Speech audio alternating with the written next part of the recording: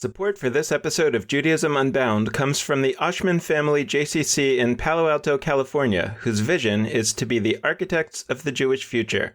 The Oshman Family JCC is an incubator for new expressions of Jewish identity. It creates innovative Jewish learning, celebrations, and arts programs that inspire personal connections to people and ideas from across the Jewish world. Learn more at www.paloaltojcc.org. This is Judaism Unbound, episode 146, The Jewish American Paradox. Welcome back, everyone. I'm Dan Liebenson. And I'm Lex Rofberg. And today we're joined by a professor of negotiation at Harvard Law School.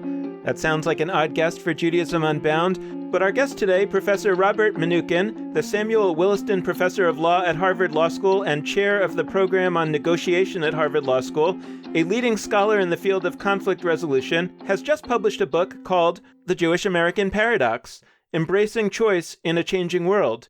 Every once in a while, a book comes along that we really think everybody ought to read, and this is one of them. And we're particularly excited about it because it was written by what we call a regular Jew.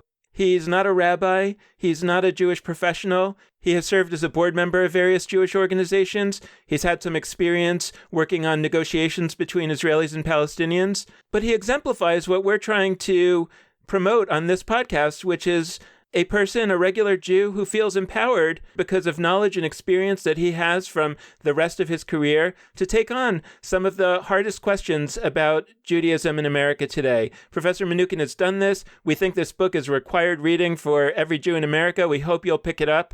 And we're really excited to have him on today. Before we welcome him to the show, I just want to remind you, as we have over the last few weeks, that we're currently conducting a survey to try to help us help you make Judaism Unbound more valuable to you, not only the podcast, but beyond the podcast. So we really hope that you'll go to www.judaismunbound.com/survey and help us out. It's not your typical survey. We're not asking what your favorite episode was. We're asking you for your ideas about how we can help you, to let us know what your needs are. And very much, I think this interview with Professor Mnookin will get at a lot of the directions that we're trying to look at as well. So without further ado, welcome to Judaism Unbound. It's so great to have you. It's nice to be here. Well, we're really interested in your book. We loved it. Before we get into some of the meat of it, I thought it would be really interesting to ask you a little bit about something that we've talked about a lot on the show, which is kind of the role of what we call regular Jews. From a Jewish standpoint, what's really interesting to me is how often folks who are doctors, lawyers, professors at Harvard will look at a Jewish question and say, you know, who am I to take this on? I don't know that much about Judaism. I haven't studied my entire life. And, you know, the idea of our podcast has been people should stop saying that this is something that we all have to get involved with. But I'm curious, you know, how did you kind of have, and I mean this in the best way, the chutzpah to write this book? Your perception is completely right. I am not a professional Jew. And in fact, my own Jewish education growing up as a Reform Jewish kid in the Midwest, I grew up in Kansas City in an upper middle class, rather assimilated family. My Jewish education was very thin. I think that what motivated me to write this book, I'm a grandfather now, and what I realized is that part of me cared a lot that my grandchildren would grow up choosing to be Jewish, choosing to have a Jewish identity. At an emotional level, I cared. And I asked myself, what sort of led me on this project was I asked myself, what's this all about? You are not very observant at all. I don't think I'm an atheist, but I'm certainly an agnostic. I grew up during the sort of high watermark of classical Reform Judaism in the Midwest. I was not bar bat mitzvah because we didn't have bar bat mitzvahs at Temple B'nai Yehuda in Kansas City when I was 13 in 1955. They came later. And yet I really did care. That sort of set me on this journey. One of the things that we really appreciated about how you started the book is that you talked about the idea of Jewish identity as people often do. But the first thing that you did to sort of frame the book was to talk about what identity is really about and to get into the subtleties of identity itself. And you use the story of Erik Erikson, the great theorist of identity, to bring us into that discussion. And I was hoping that you could tell us a little bit of that story and how you see the significance of it for what we're talking about.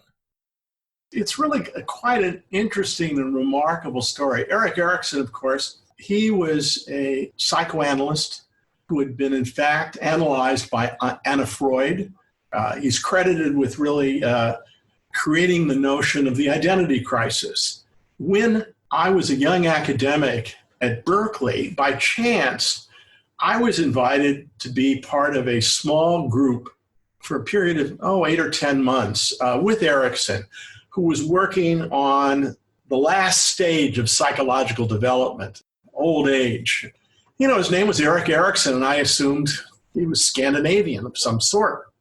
As it turned out, while this seminar was meeting, there was a front page review of a book of essays that he'd written, in which the reviewer, after saying a lot of complimentary things about Erikson and the contribution he made, essentially said, Erikson, in fact, had a very screwed up identity himself, because he was hiding the fact that he had changed his name from Erich Hamburger, that his mother was a Danish Jew and that he'd grown up in Germany, and that after he had come to America, had changed his name and had in fact essentially been hiding his Jewish heritage.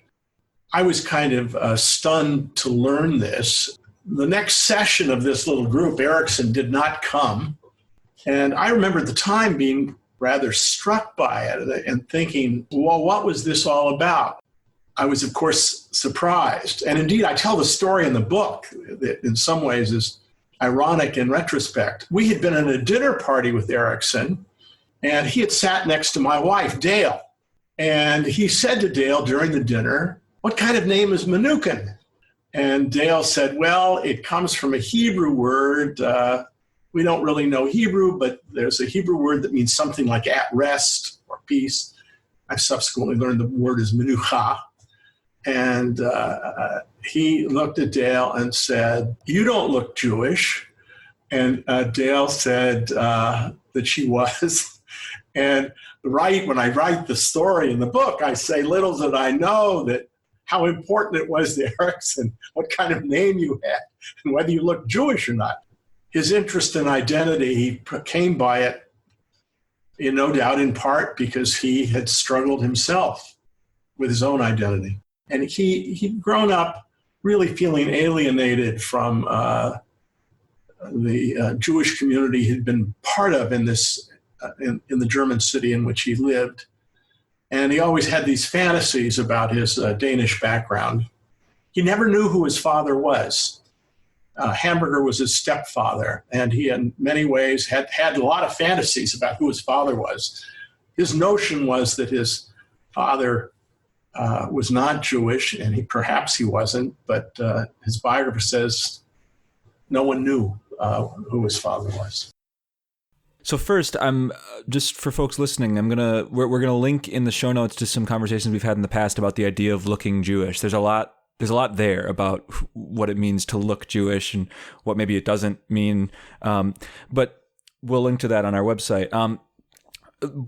And the fact that I'm saying that, it links to the fact that in your book, I was just finding myself reflecting back to so many of the conversations we've had about what the heck identity is, about who's a Jew.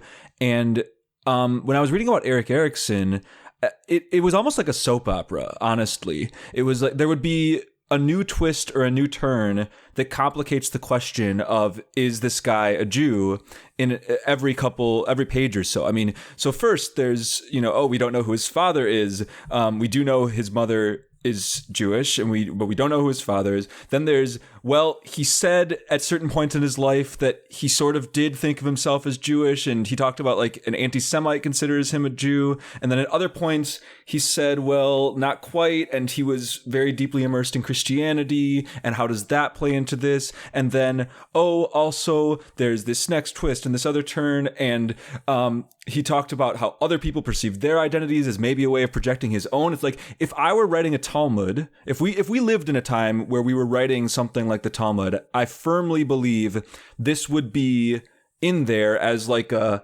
fun, because that's what the rabbis did. They found like complex sort of yes, sort of no people on all sorts of questions. Who is a Jew? Who is a Kohen? Who is it? Whatever. And they analyzed it. And this is perfect for that. I mean, he is the case study on so many levels. So I just want to appreciate that because it got me whirling about a bunch of things simultaneously. But what I really appreciated is ultimately where you came to on it, if I understood correctly, is, look, whatever the answer is, it should boil down to how Erik Erikson himself considers himself. So there's all sorts of external factors. We can talk about his parents. We can talk about, what Hitler would have said about who's a Jew. We can talk about what the Israeli government would say. We could talk, ultimately, you were arguing that self-identity plays a really big role in these questions of identity more broadly. And related to that, you did something fascinating, which I haven't known that many people to do.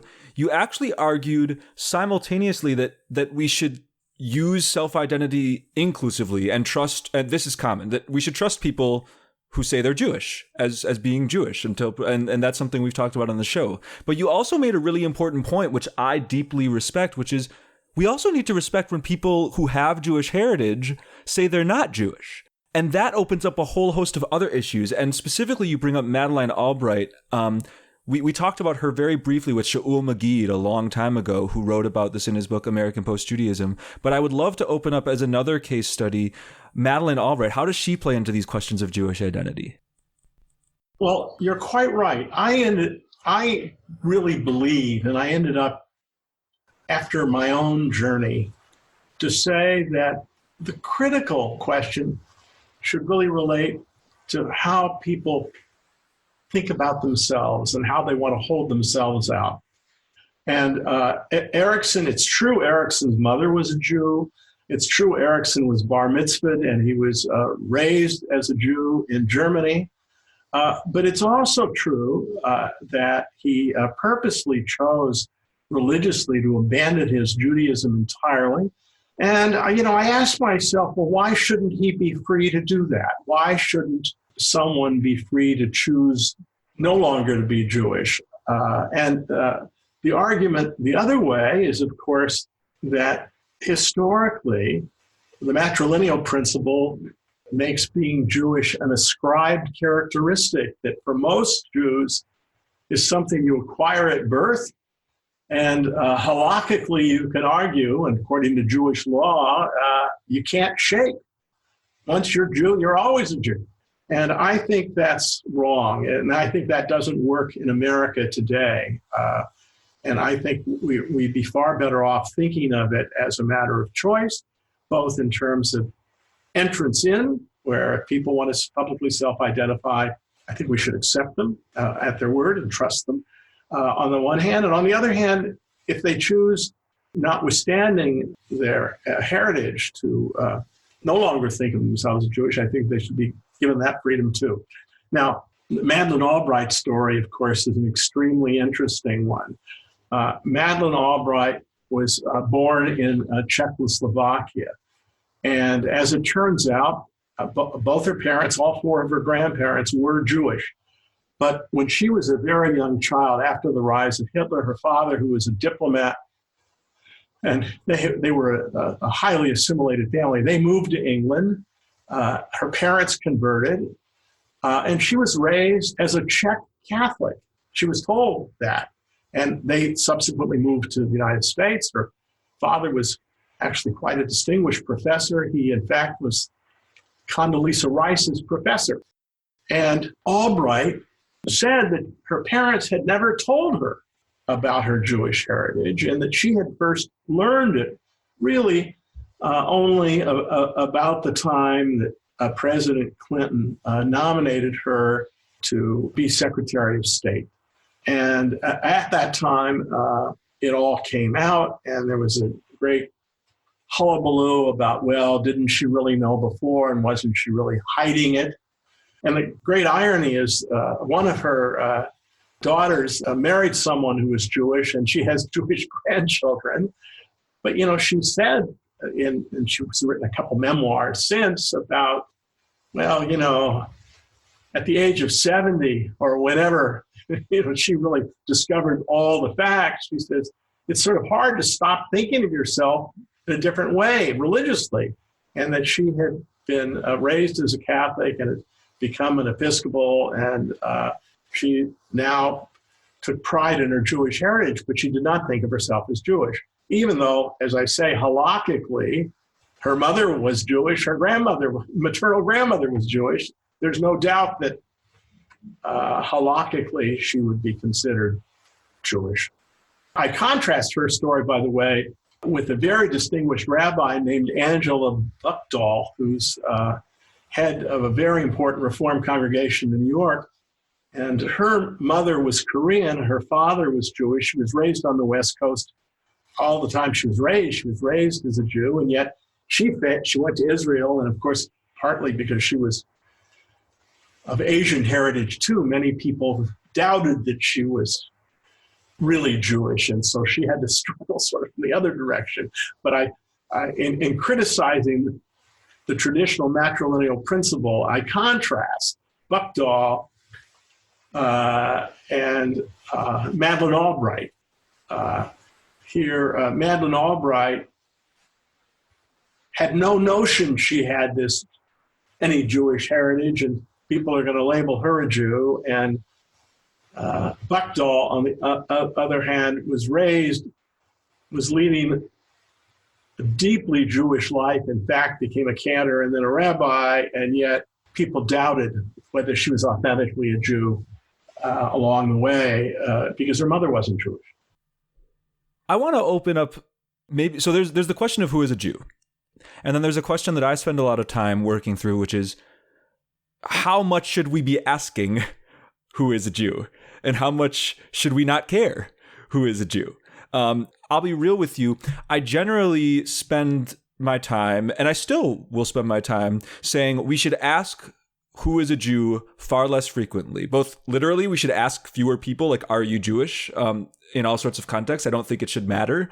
But also, as a civilization, society, whatever, we should be pushing ourselves to say, why not create rituals, create practices, create whatever, such that anybody of any background could benefit from pieces of Judaism, whether they're Jewish or not. So that's one thing I spend a lot of time thinking about. But what you did, which I promise you few people have done, is you pushed me to think, well, maybe there is actually an effective way to engage in that conversation of who is a Jew. Because what you did by naming that, we should ultimately trust people is what I want people to conclude. But still, there's this nagging piece of me that wants to say, you know what? It's just not that crucial to me whether Angela Buchdahl or Madeleine Albright or Eric Erickson or there shouldn't be that many ramifications in any direction, whether any of those people are Jewish. We should be creating spaces such that all of those people, if they're interested in exploring the heritage, the practice, the ritual, the religion, the people of Judaism, they can. And if they're not that interested, whether Jewish or not, by whatever measures, they also can choose not to. And so I guess I just wanted to open that up to you as the then what question from your book, like the Gemara on your book's Mishnah, the commentary on your book's initial thought.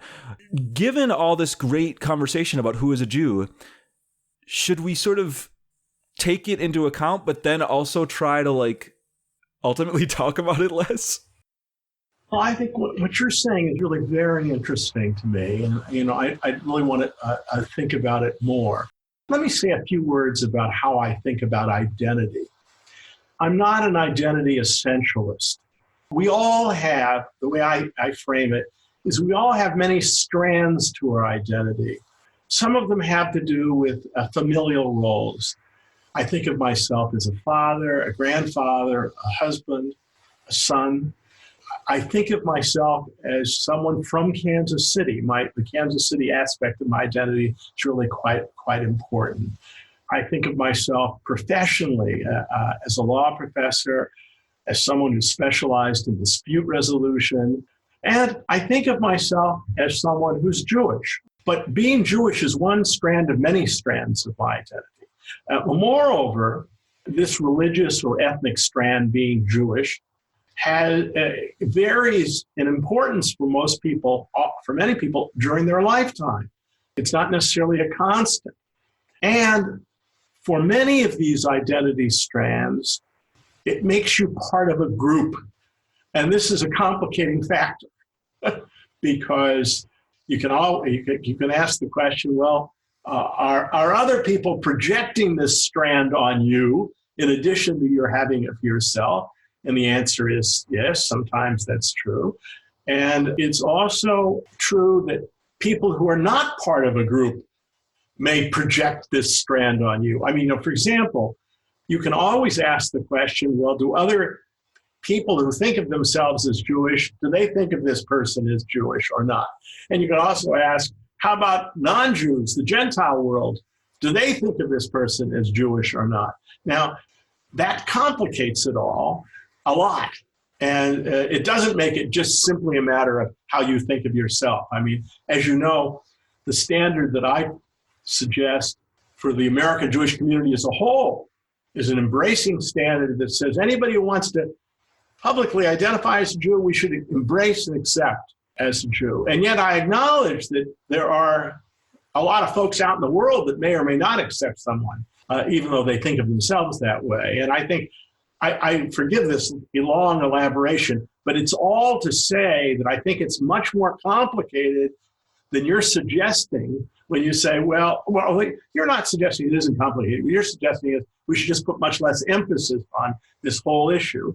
And I think where you and I probably agree is among those who think of themselves as part of this Jewish community in America, we should be much more accepting and much more willing to let people participate on whatever terms they choose to participate.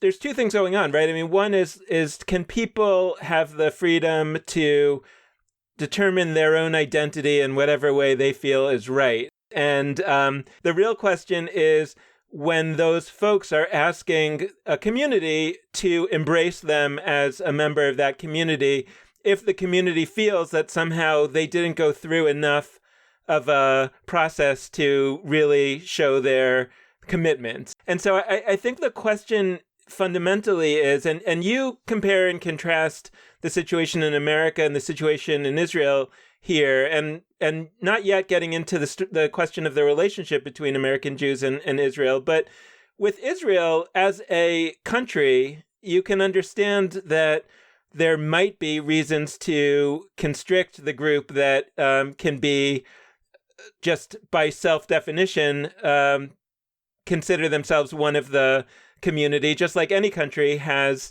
restrictions on who can become a citizen or what process there is. And that's in part because of reasons that once you become a citizen of the country, you now have all kinds of rights under the legal system of the country. If you become impoverished, you may be able to call on the country's welfare system, et cetera, et cetera. And so you can sort of understand why a political entity might have to find some way to limit that definition. Well, but when we look in the American Jewish community, there isn't a whole lot of reasons, certainly anymore, for American Jewish institutions to be averse to people joining the Jewish community. If anything, you would think that they would be welcoming of it because all the time they're fretting about the loss of Jews. So, a few years ago, there was a writer who, I think it was the guy, Saul Singer, who ultimately wrote the book Startup Nation, that had put out an idea that throughout Jewish history, there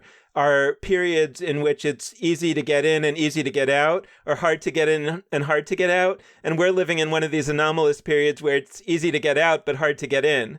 And, he was sort of advocating also, like you, I think, for a much broader sense of a much broader welcoming of people into the Jewish community.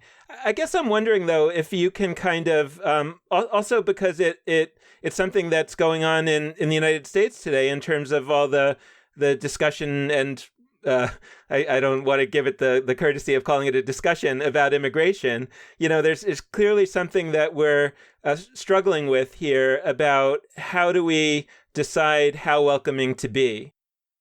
There are those who argue that to be a group, there have to be boundaries. What I do in my book is I argue for a two-pronged test. For the American Jewish community as a whole, I want public self-identification. I want, if someone says, I think of myself as Jewish, my view is, for the community as a whole, we should embrace them. What I recognize, however, is as part of the American Jewish community, we have all kinds of different subgroups, different denominations, Orthodox, conservative, Reconstructionist, Reform, Humanistic Judaism. We have all kinds of Jewish institutions, Jewish film festivals, Jewish federations. And what I suggest is that for any of these groups under the Big Tent, they have a right to set their own standards. But what I don't want is for a subgroup to say, we get to define the standard for the community as a whole. That's what I think is wrong. But under the Big Tent, there are lots of subgroups, some of which may want to be very exclusive. And I don't want to eliminate the ability of groups of people to have some other definition if they want it. I'm glad you came back to that point because I do want to push on it a little bit. Not because I disagree with with what you just said. I don't think we should require, or there should not be any sort of policies in place that force institutions to define Jews in any particular way. That's I agree with that statement. What I would push on is this, and I think you may agree with me. I would say we as Jews of whatever stripe should be pushing and pushing and pushing for those local institutions, especially ones that claim to be representative in any way, to have closer to that expansive, broad definition that you posed for the whole enterprise than I think many currently have. And I want to put forth a few different examples of how this plays out, because so much of the who is a Jew conversation takes place in our heads, in our minds, in like the ritual context. We're thinking who counts in a minyan, like who, when you're in the room in a service, counts towards a prayer quorum. I think that question gets a lot of bandwidth in the who is a Jew question. What doesn't get a lot of bandwidth is who can be a member of a Jewish community center. Because if that was the defining question, the vast majority of Jewish community centers all around the country and the world actually have majority members who are not Jewish. And nobody thinks that threatens Jewish life. Nobody thinks there's all sorts of reasons for that. One of which is a Jewish community center director will tell you if that were not the case, many of them would fold. So there is a necessity factor in play. But there's also, I think, an actual ideological factor at play, which is that these places want to be Jewish community centers, but that doesn't mean, and this relates to past conversations we've had, it doesn't mean it's a center of only Jews. And whatever their definition is of who is a Jew, this relates to what we were talking about before, like it doesn't play out in who can be a member. So I'd pose that as like, there's the questions of how a synagogue defines who is a Jew, and that matters deeply in how the operations of that synagogue happen and how the rituals unfold and who is able to take on certain rituals. And then there's the question of like, I'm sure if I asked my local JCC person, like, who's a Jew, they would have a sophisticated answer.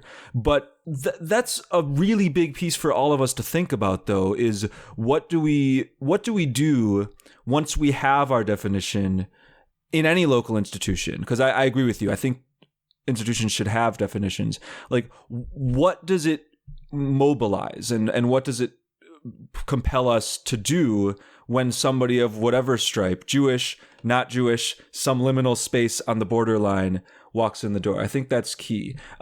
I wanted to shift a little bit, but I think this actually relates to a brief passing analogy you made that fascinated me and got me rolling, which was you talked about the idea of people who identify as both Jewish and something else in one form or another, and you compared it to,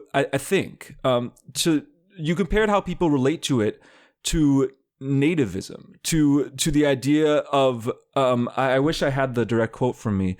You talked about how people, some of the muscles, and I'll speak for me if this isn't exactly what you communicated. What I took from a certain part of your book is that you're comparing the way that Jews are nervous about folks who identify as both Jewish and Christian, or Jewish and some other religion, to those who are nervous about like dual loyalty in a nation state kind of sense, like people who are like, we're not sure if they're really loyal to America because they might be loyal to some other nation. So I wanted to open that up and hear more from you on that. What were you getting at with that brief? This was really a brief point in one of your chapters that I think could open up a bunch of conversation lines.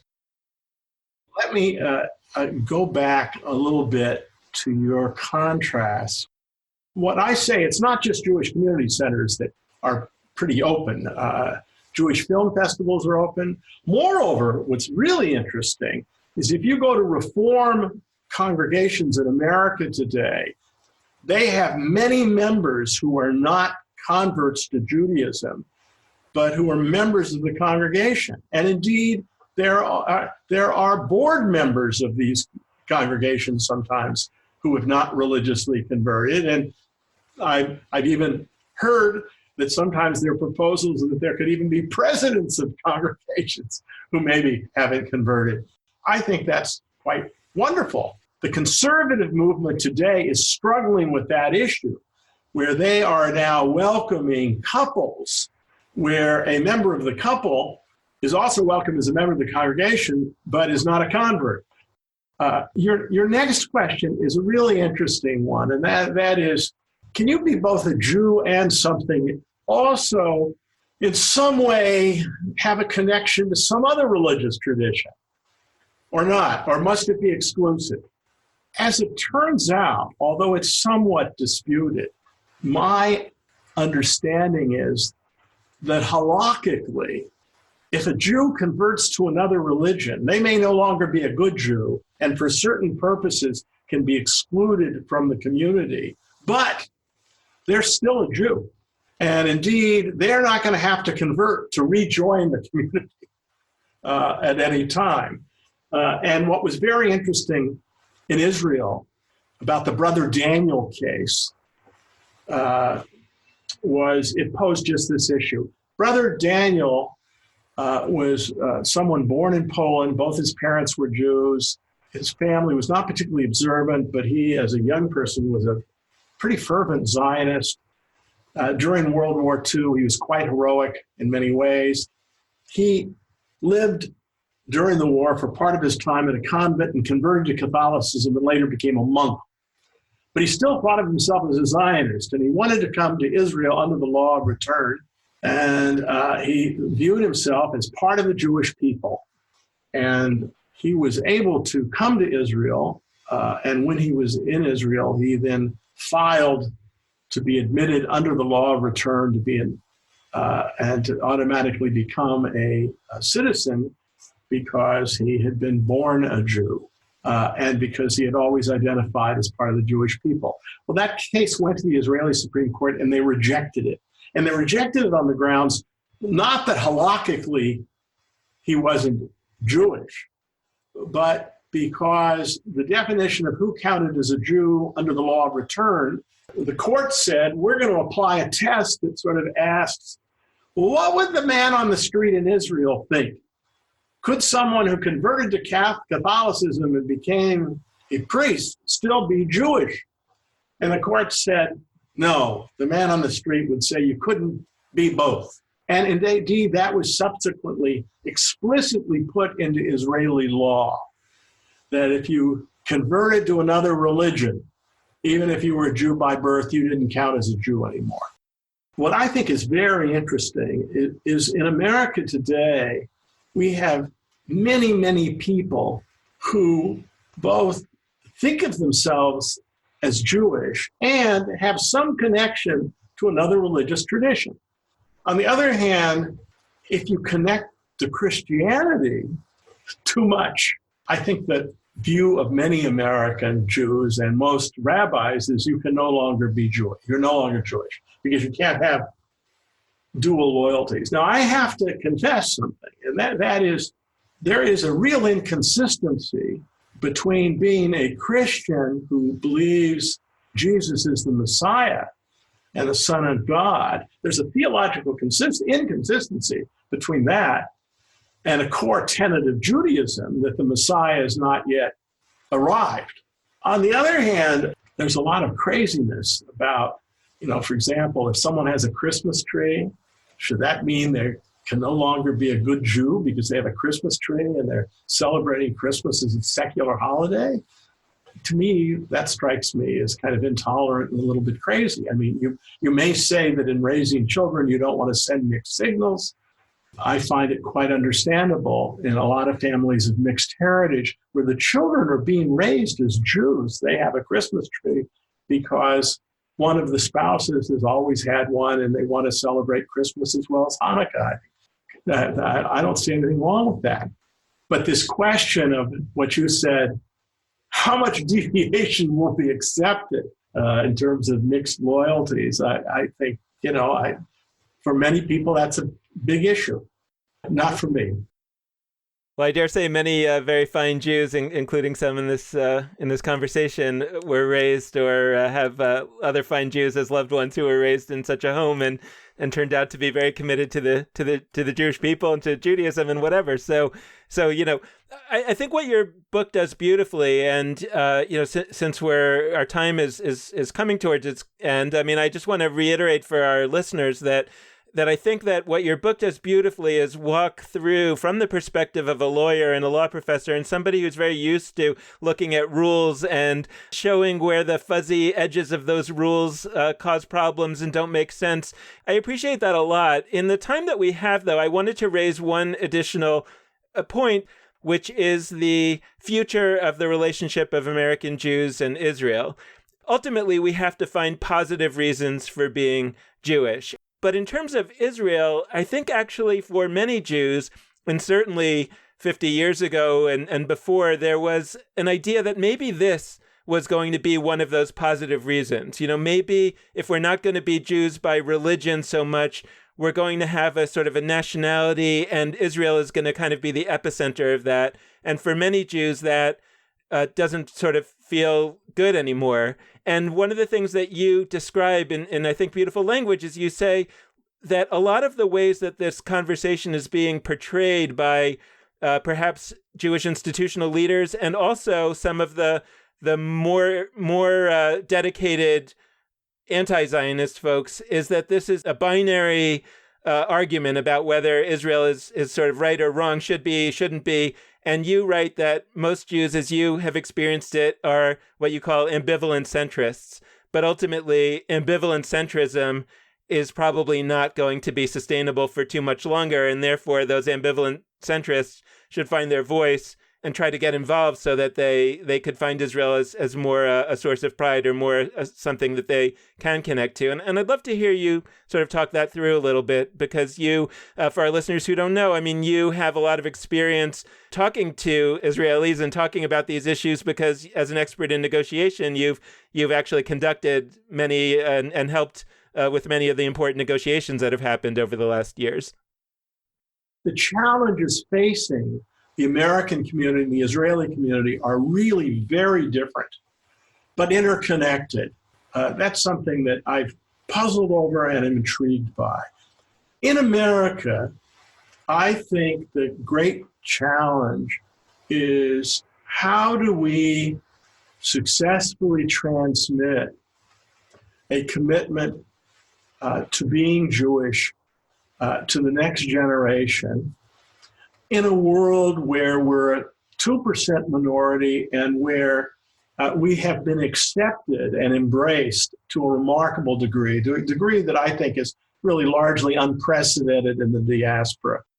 In Israel, the core challenge is extremely different.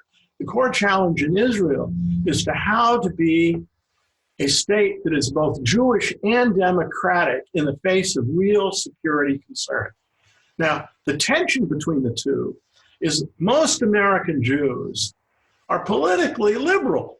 I think of my liberal values as my Jewish values. I grew up as a Reformed Jew where the notion of tikkun olam was drilled into us, that we have an obligation to help heal the world, not just the Jewish community, more broadly. The dilemma today is there are two sorts of governmental policies in Israel that give many liberal American Jews some degree of discomfort. Now, some of these relate to the treatment of Palestinians and the continued occupation, and even the treatment of Israeli Arabs who are citizens, because there's no doubt for those of us who visited Israel that although they are citizens, they're certainly second-class citizens if you look at the amount spent on their education and other ways. The occupation also is very troubling. On the other hand, most of us recognize Israel has genuine security concerns of a sort that we in America do not face. And so many American Jews feel uncomfortable with these Israeli policies. But on the other hand, they have a sense that they want to be loyal to the enterprise, because the overwhelming majority of American Jews do like the idea that there be a refuge, a place where persecuted Jews can go as a matter of right.